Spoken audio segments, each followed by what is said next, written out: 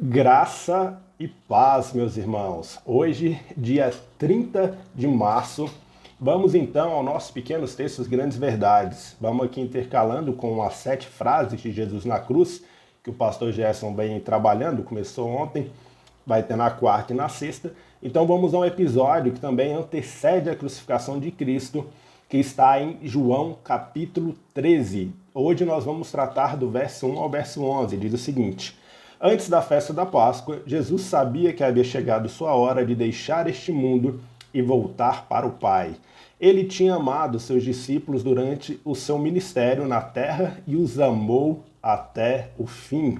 Estava na hora do jantar e o diabo já havia instigado Judas, filho de Simão Iscariotes, a trair Jesus.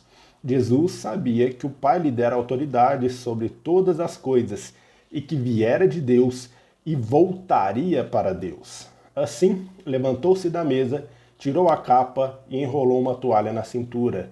Depois, derramou água numa bacia e começou a lavar os pés dos seus discípulos, enxugando-os com a toalha que lhe estava em sua cintura. Quando Jesus chegou a Simão Pedro, este lhe disse: O Senhor vai lavar os meus pés? Jesus respondeu: Você não entende agora o que estou fazendo, mas algum dia entenderá. Lavar os meus pés? De jeito nenhum, disse Pedro. Jesus respondeu: Se eu não os lavar, você não terá comunhão comigo. Simão Pedro exclamou: Senhor, então lave também minhas mãos, minha cabeça e não somente os pés. Jesus respondeu: A pessoa que tomou banho completo só precisa lavar os pés para ficar totalmente limpa. E vocês estão limpos, mas nem todos. Pois Jesus sabia quem o trairia. Foi a isso que se referiu quando disse: Nem todos vocês estão limpos. Aqui nesse texto, a gente pode notar, Jesus, ele sabia quem o trairia, Judas. Jesus sabia quem o negaria, Pedro. E Jesus sabia que, de certa forma, todos os abandonariam naquele momento de crucificação. Mas a gente vê no próprio decorrer do texto, em João 13, alguns fatos importantes. O primeiro fato importante está no versículo 1. Jesus, ele mostra a natureza do seu amor incondicional.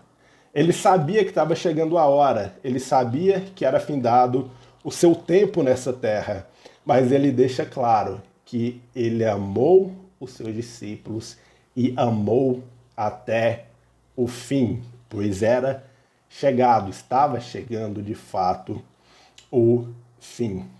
Do verso 3 ao verso 5, a gente vê, então, Jesus expressando o seu amor de uma forma humilde.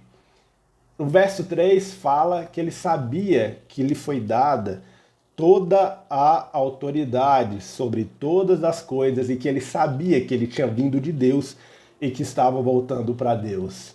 Mas ele, mesmo tendo toda a autoridade sobre todas as coisas, mesmo tendo vindo de Deus, estando voltando para Deus, mesmo sendo uma divindade, ele estava encarnado, mas ele era homem, mas ele também era divino.